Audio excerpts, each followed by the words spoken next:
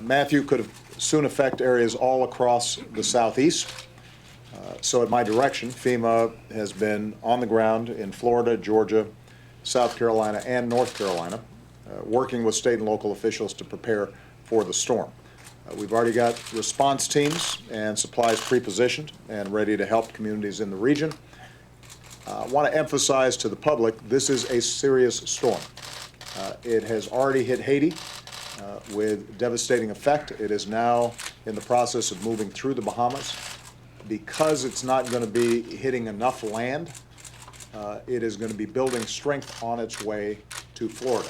We anticipate that by tomorrow morning, it will already begin to have significant effect in Florida, and then has the potential to strengthen and move on up the coast during the course of the day.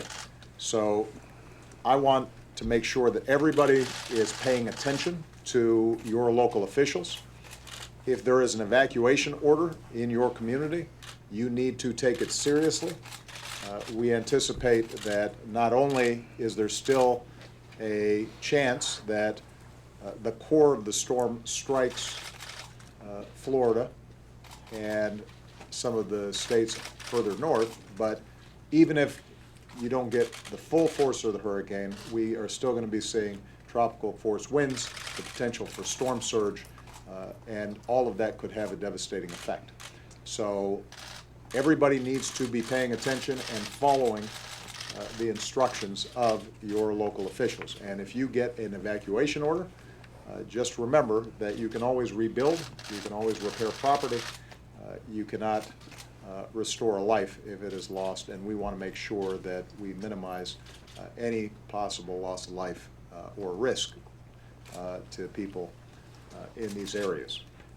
Is intimately familiar with the dangers of hurricanes, and it just so happens that he's got family in areas that could be affected by this storm, so this is personal for him.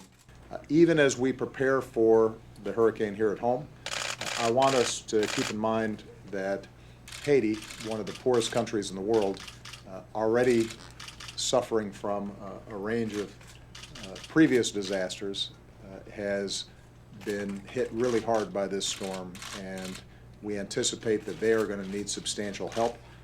There may be similar needs in places like the Bahamas. So I would ask that people who are willing to contribute and willing to help to visit the Center for International Disaster Information. The website is CIDI.org, CIDI.org. You can find out how you can help make life a little bit easier for people who didn't have a lot to begin with and now are really getting hammered by this storm. For him, you know that he's going to be working around the clock. This is something to take seriously. We hope for the best, but we want to prepare for the worst.